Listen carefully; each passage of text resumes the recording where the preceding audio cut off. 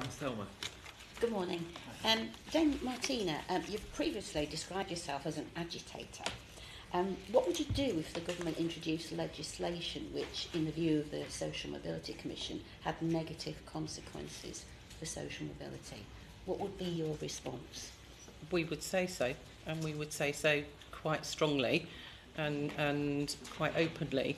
Where I think it gets challenging and where we as a commission, which is why the research is so important, want to have, is the data that backs that up. So I think in this space in particular, there is an awful lot of words and an awful lot of opinions. But what we found when we went through the State of the Nation report was there's quite often gaps in evidence. So if they came, what could they come out with that would make social mobility significantly worse? I'm thinking more about, not the data, but I'm thinking about how you would react or respond. Because my colleague Lucy talked about the impact of the Social Mobility Commission. I'm more concerned about how you react and respond.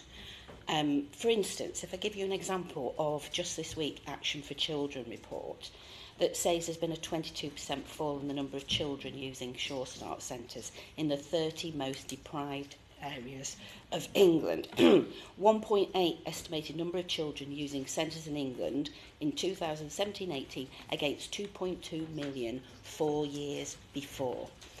Now, what I'm concerned about is I didn't hear anything from the Commission with that report.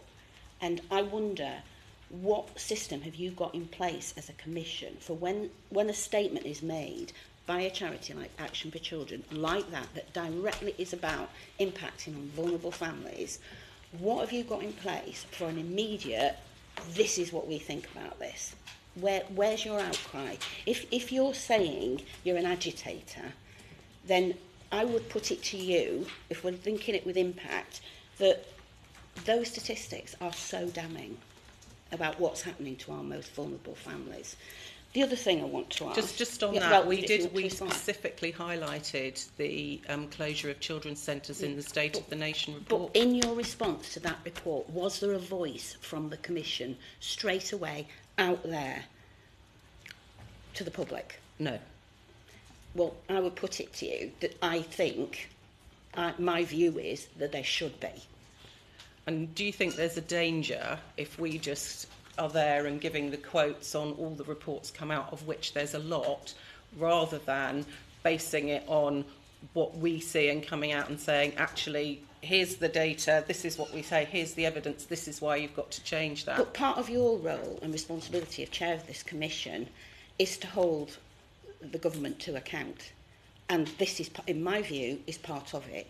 The other example I'd like to give is when the report came out from the UN rapporteur, Philip Alston, who tells us that the UK government was in a state of denial about the impact of austerity policies on the poor.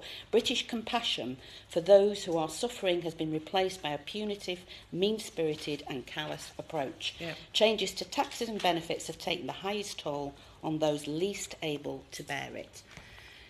Where was the voice of the Commission with that report?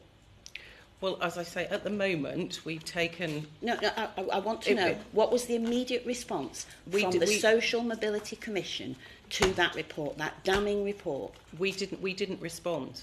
Why? So because we've taken a view at the moment that we want to get our strategy sorted, we want to understand what our comms are, and I'm not sure that just commenting endlessly on reports that come out... All corners of society responded and reacted to that report, and our own Social Mobility Commission did not.